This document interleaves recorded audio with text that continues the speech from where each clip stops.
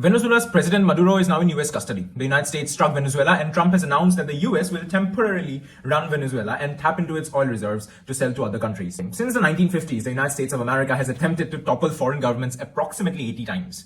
Iran 1953, CIA-backed coup, Guatemala 1954, Cuba 1961, Brazil, Chile, Nicaragua, more coups, more intervention, Iraq 2003, and now, ladies and gentlemen, we have Venezuela. Donald Trump just designated cartels in Mexico and Venezuela as foreign terrorist organizations and specially designated global terrorist groups. These designations massively expand US law enforcement's authority to prosecute, sanction, and target not just cartel members operating abroad, but anyone connected to them. And I mean anyone. Loosely associated individuals, family members, business partners. The net Trump just cast is enormous. The justification? Here's Trump's logic. Drugs are killing Americans. Those drugs come from cartels. Therefore, cartels are waging war against the United States of America and its people. Trump wants to treat the cartel members or the drug criminals as combatants in a war. But here's the problem. Only Congress can declare a war. And they did not declare any war or conflict against Venezuela. They did not issue any special authorization for military force. Nothing at all. So what did Trump do? He invoked Article 2 of the Constitution, the president's authority as commander-in-chief to be commander-in-chief of the army, navy, blah, blah, blah. And he just went ahead with it.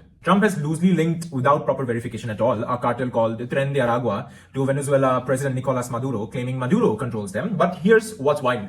Multiple US intelligence agencies report that this isn't verified. And in fact, most of them say that Maduro does not control all these drug cartels. Rewind back to 2019, Trump backed a coup against Maduro. It failed. Since then, around 500,000 Venezuelans have migrated to the United States of America and neighboring countries. Venezuela even offered a considerable stake to the United States of America in their oil reserves to avoid conflict. But Trump said no. Governments cannot simply declare they have a criminal problem and go to war with it. That's not how international law works.